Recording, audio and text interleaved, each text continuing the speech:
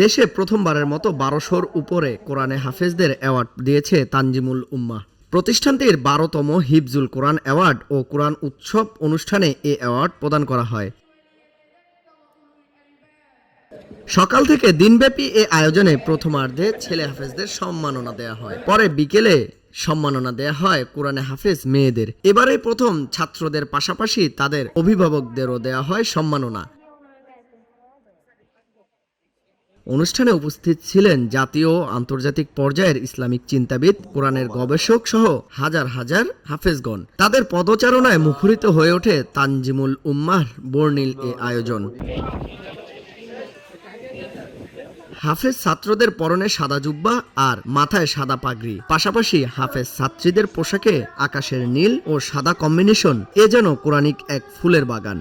বর্ণিল সাজে সাজানো বসুন্ধরার আন্তর্জাতিক কনভেনশন হল রুমে দৃষ্টিনন্দন শোভাবর্ধন করেছে কোরআন হাদিসের বাণীতে রং বেরঙের ফেস্টুনে।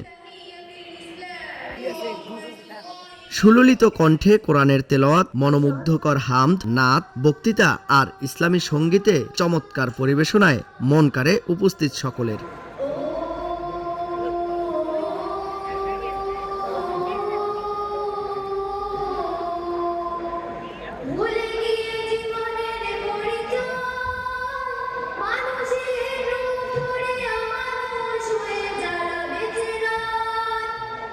তবে এর মধ্যে সবচেয়ে মন ছুঁয়েছে মাত্র ৬ মাসে কোরআনে হাফেজ হওয়া তানজিমুল উম্মাহর এই হাফেজে কোরআনের তেলাওয়াতে। لقد جاءكم رسول من أنفسكم عزيز। ছেলেদের পাশাপাশি অনুষ্ঠানে মেয়ে হাফেজদের উপস্থিতিও ছিল চোখে পড়ার মতো। প্রকাশ করেছেন নিজেদের অনুভূতিও। আমি হাফেজ হওয়ার পরে আমার বাবা মা খুশি। আমি খুব প্রাউড ফিল করতেছি। পরিশেষে বলা যায়, কোরআনের এ আয়োজন ছিল যেন ছোট্ট একটি বেহেশতের বাগান।